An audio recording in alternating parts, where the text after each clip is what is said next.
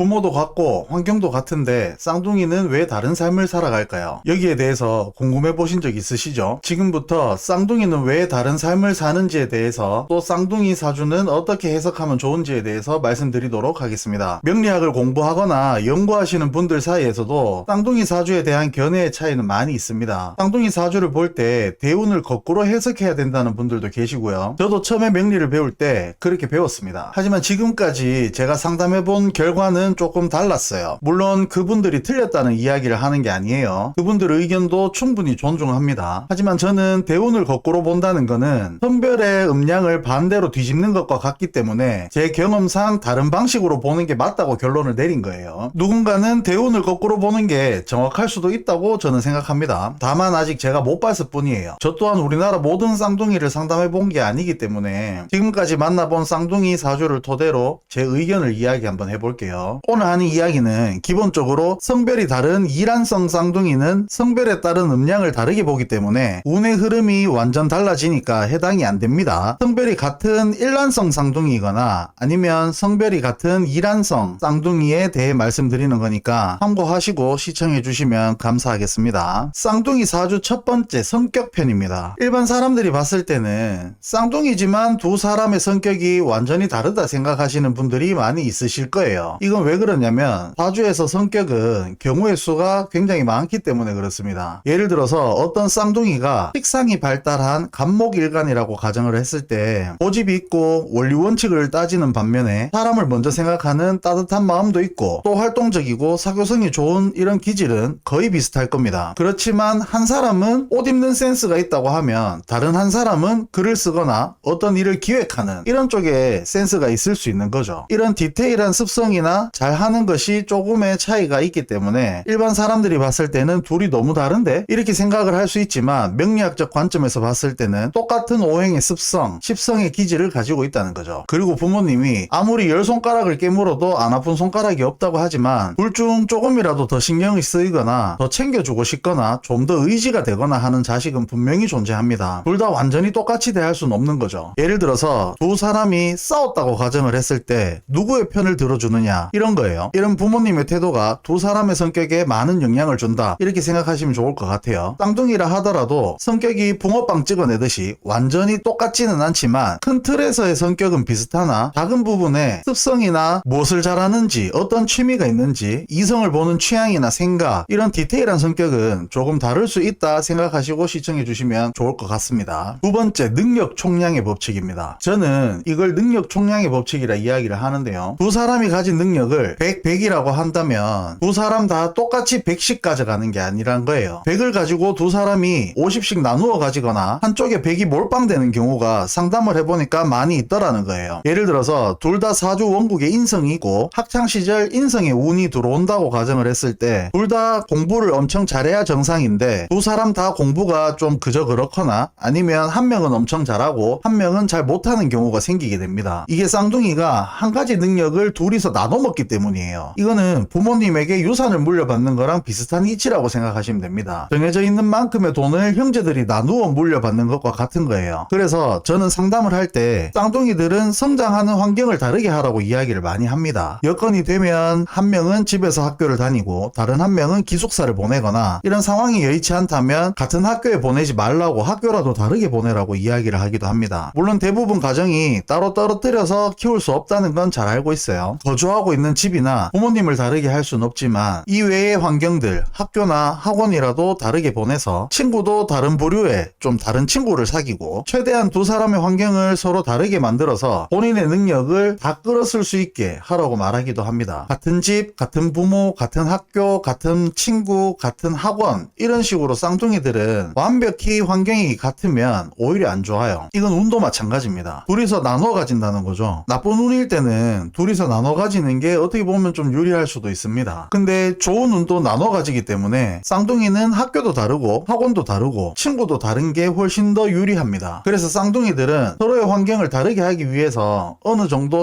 성장하고부터는 부모로부터 빠른 독립을 하는 게 유리합니다. 세 번째, 배우자가 다릅니다. 만약 위에서 말씀드린 것처럼 성장 환경이 유사하게 살았던 쌍둥이들은 직업의 진로는 다를 수 있겠지만 살아가는 형태를 보면 많은 부분 비슷하게 살고 있을 확률이 높아요. 달라요. 하지만 결혼을 하면서 각자의 배우자가 생기면 어떤 배우자를 만나냐에 따라서 인생이 완전히 좀 달라지기 시작합니다. 그러면 이렇게 질문하신 분들이 있습니다. 쌍둥이니까 결혼 운도 똑같고 이혼수도 똑같고 둘 다 비슷한 시기에 결혼도 하고 비슷한 시기에 이혼도 합니까? 이렇게 물어보시는 분들이 있어요. 근데 이거는 완전히 틀린 겁니다. 결혼 운이나 이혼수는 나만 가지고 있는 게 아니에요. 배우자에게도 존재한단 말이죠. 보통 부부 중에 한쪽에 이혼수가 들어서는 이혼을 잘 안 합니다. 물론 하는 경우도 있지만 한쪽만 이혼수가 들어오면 싸우고 화해하고 끝나는 경우가 많아요. 이혼수가 들어온 사람만 참으면 부부관계가 유지되는 경우가 많습니다. 하지만 부부 두 사람이 둘 다 이혼수가 들면 이건 좀 위험한 상황이 되는 거예요. 결혼도 마찬가지입니다. 내 사주에는 원래 결혼 운이 없어. 근데 상대방의 결혼 운이 있다면 결혼을 하게 되는 경우도 많이 있어요. 반드시 나에게 결혼 운이나 이혼의 운이 와야지만 결혼을 하고 이혼을 하는 게 아니라는 거죠. 사람은 누구나 한 번에서 세 번 정도의 결혼 운과 이혼 운이 들어오게 됩니다. 그때 내가 누구랑 만나고 있냐에 따라서 결혼을 하게 되기도 하고 그때 누구랑 살고 있냐에 따라서 이혼을 하게 되기도 합니다. 그렇기 때문에 쌍둥이를 하더라도 결혼의 시기도 다르고 한 사람은 이혼을 했지만 다른 한 사람은 이혼을 하지 않고 사는 경우도 많이 생기게 되는 거예요. 내가 결혼 운이 있다고 해서 무조건 결혼을 하거나 내가 이혼수가 있다고 해서 무조건 이혼을 하는 게 아닙니다. 그만큼 그 시기에 누구와 연애를 하고 누구와 살고 있냐에 따라서 많은 부분 달라진다는 거예요. 부부는 두 사람의 사주가 다 중요하게 작용을 합니다. 그래서 궁합이라는 걸 보는 거예요. 자, 마지막 결론. 같은 사주를 가졌다고 해서 똑같은 운명을 살지 않는다. 기본적인 성격이나 기질은 비슷할 수 있지만 부모님의 양육 방식, 성장 환경, 배우자 등에 의해서 완전히 다른 삶을 살 수도 있다. 능력 총량의 법칙에 따라서 같은 재능을 반씩 나눠 가질 수도 있다. 아니면 한쪽의 재능이 몰빵될 수도 있다. 결혼 후에는 배우자의 사주가 상당한 영향을 미치기 때문에 인생이 완전히 달라질 수도 있습니다. 오늘은 같은 사주를 가진 쌍둥이는 왜 다른 인생을 사는지에 대해서 이야기를 해봤는데 여러분 생각은 어떠신가요? 영상이 유익했다면 구독과 좋아요 부탁드리겠습니다. 다음에도 더 재밌는 사주 이야기로 찾아뵙도록 하겠습니다. 감사합니다.